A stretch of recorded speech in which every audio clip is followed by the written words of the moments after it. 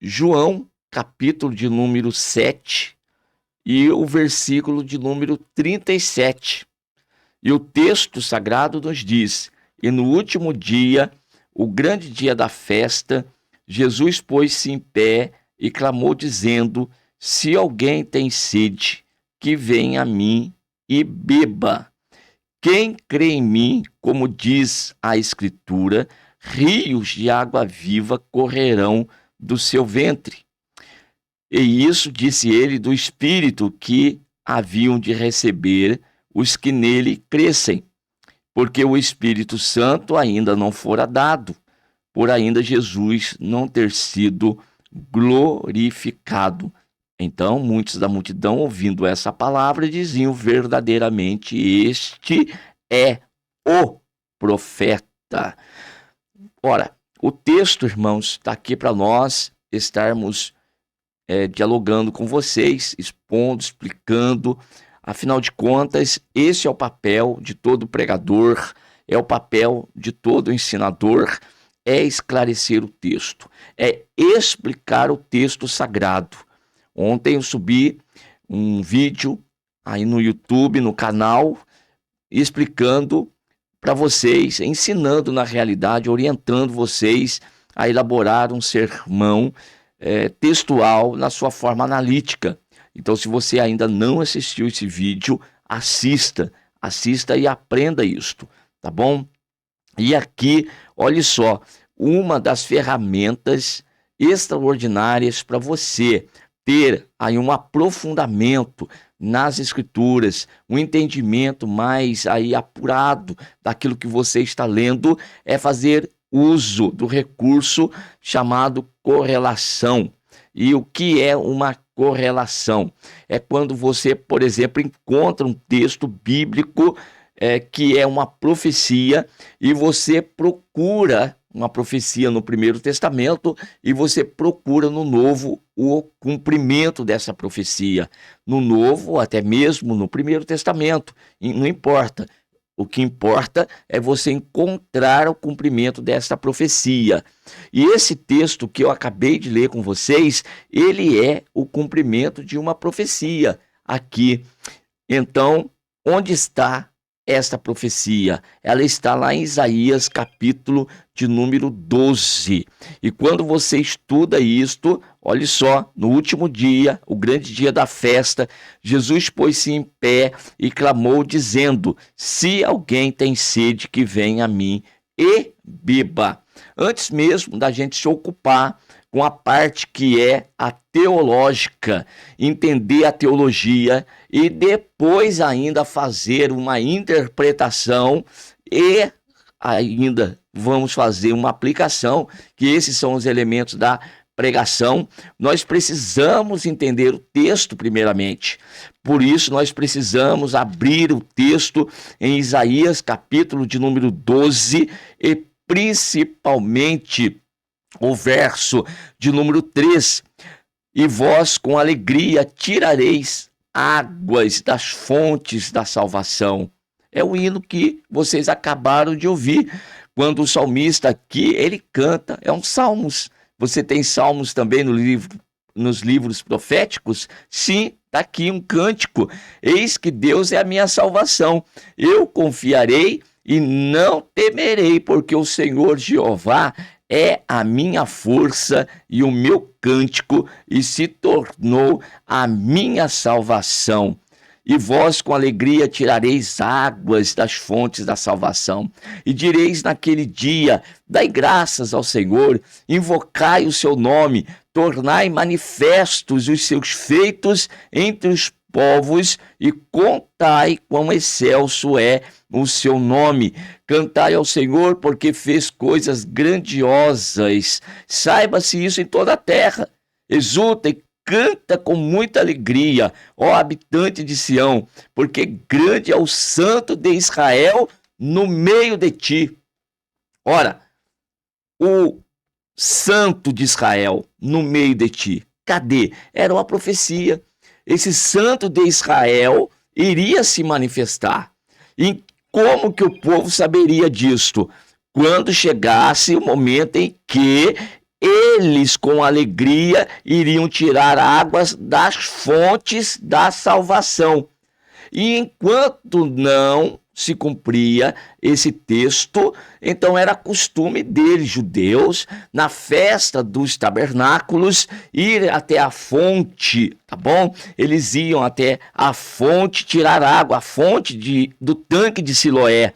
E então, num coro, eles repetiam Isaías capítulo 12 e o verso de número 3. E depois o sacerdote derramava água na terra, viu, diante do povo. Mas esse ato de derramar a água na terra estava demonstrando que a profecia ainda não havia se cumprido.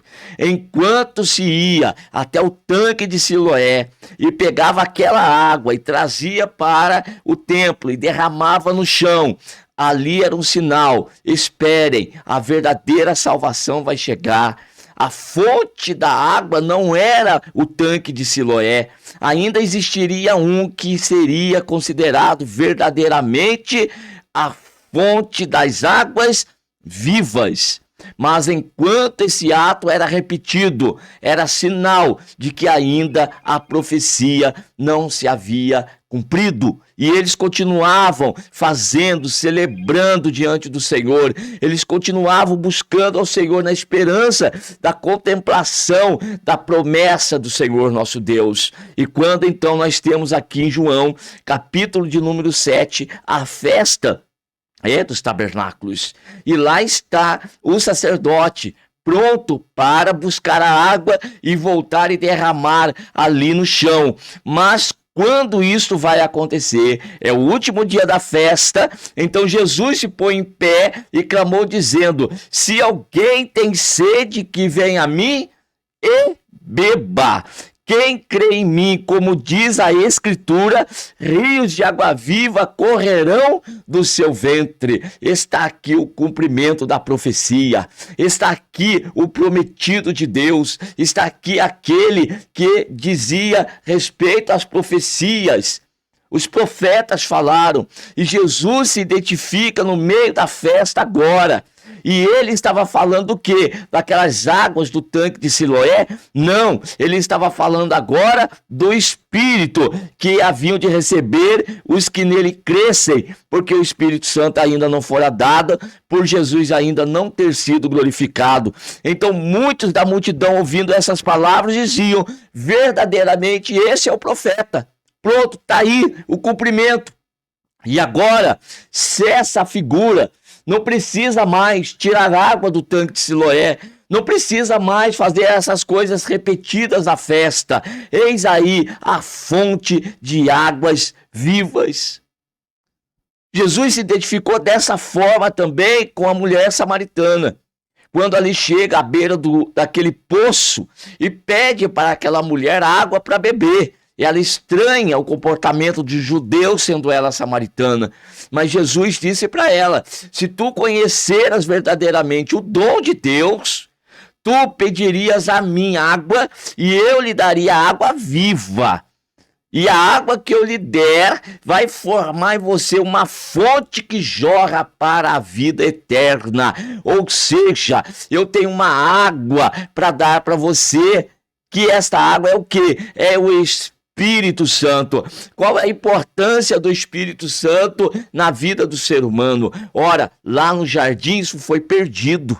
O homem lançado fora da presença de Deus, vivendo agora em trevas, tendo a única vida que é a terrena, que é a física e que é passageira. Ela vai terminar, ela vai acabar. Por mais longevo que você seja, ela vai terminar. Mas acontece que o Senhor Jesus, ele tem uma promessa para aqueles que nele crê. É que ele vai derramar do seu Espírito. E o seu Espírito vai formar uma fonte que nunca mais vai se esgotar.